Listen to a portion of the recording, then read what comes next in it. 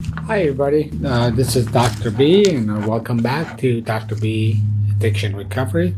On this channel, we discuss all things that have to do with substance abuse. The general goal is to bring you as much as scientific and clinical evidence as possible, marry it up with clinical experience, put the two together, and present something to you that is digestible.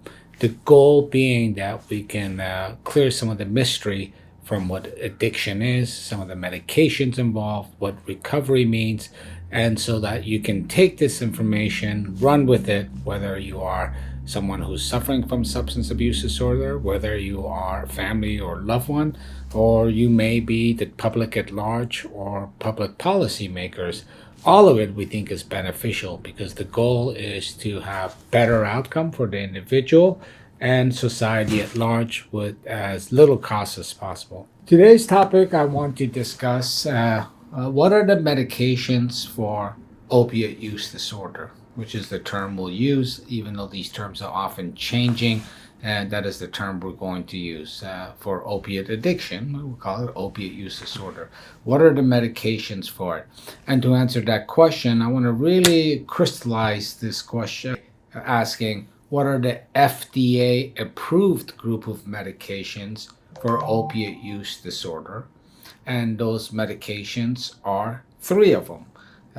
Starting from top to bottom, and each one of them works differently at the mu receptor site of the opiate mu receptor site. The first one is methadone, okay, and that is a full synthetic agonist at the site that binds to the site and turns it on, and it is long acting, okay.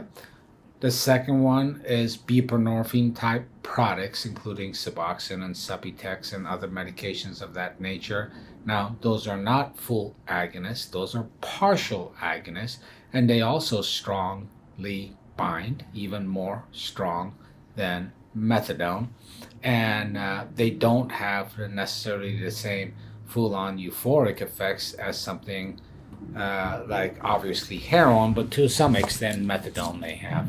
And the third medication is naltrexone, and that is often known as the pill form, which is naltrexone, the depot shot, which is Vivitrol, and sometimes an implant.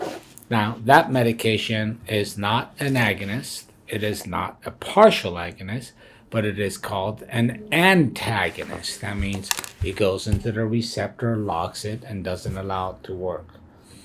There's a sort of a nuance here that I want to point out, where people often think about these are the medications for opiate use disorder, and they bunch them in all together. And in that sense, naltrexone is sort of thrown into the mix of medication-assisted treatment. Incidentally, it's not even called medication-assisted treatment anymore. It's called medication for opiate use disorder or something along that line. And there's a reason for that, which we can get into in another video. So naltrexone or Vivitrol or those depots, although it's sort of thrown into this batch of medication maintenance treatment, which methadone and Suboxone type products fall into, is really not that. In trials, certainly the pill form has not shown any success really for long-term sobriety whatsoever, and even to that, not even really short-term sobriety. Now, when we start to look at the long-acting formulations of naltrexone, including Vivitrol, maybe the implants, those seem to be showing a little bit more promise. But I would hesitate as calling them something along the same lines and the efficacy of something like Suboxone or methadone. There is one study that essentially showed the same outcomes as Suboxone using long-acting naltrexone, but I have a lot of questions regarding that data and that study, so I can say safely, in general, it hasn't shown that.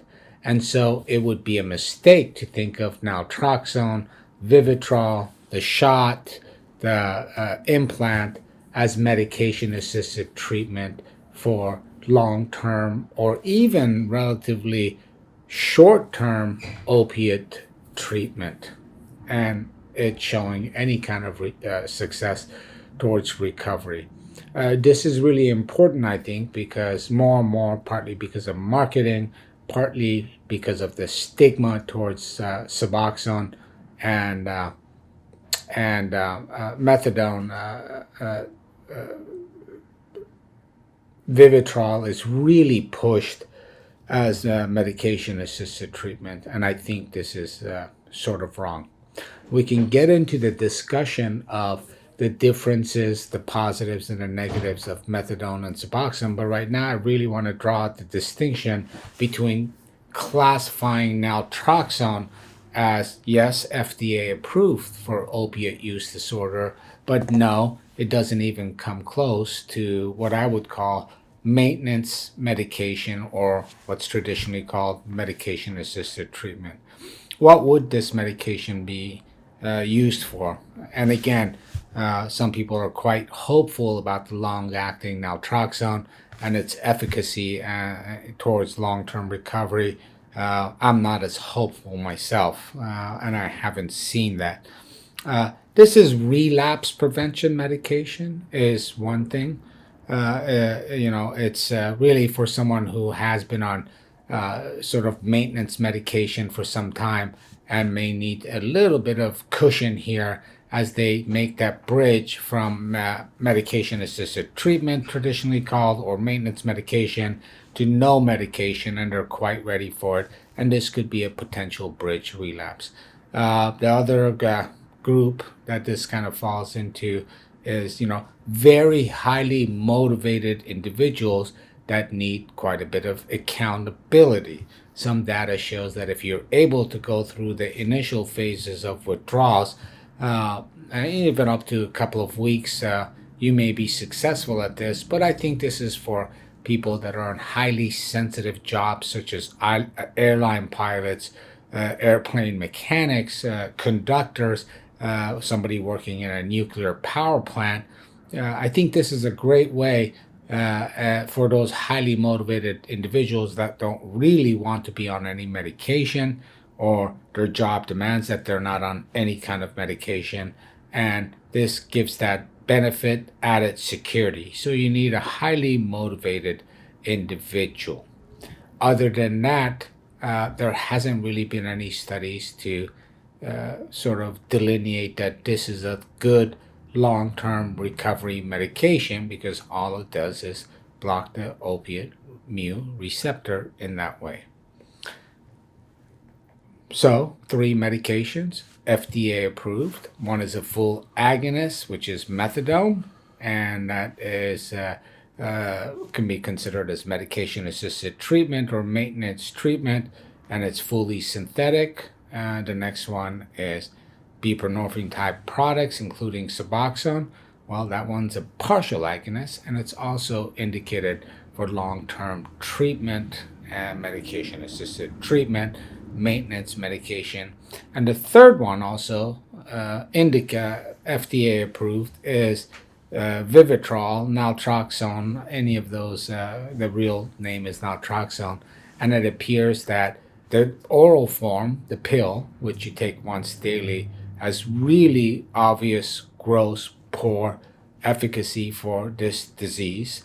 But the longer acting formulations, such as Vivitrol or even maybe an implant, well, those seem to have some promise, and a couple of studies head-to-head have shown the same utility as your maintenance medication, Suboxone.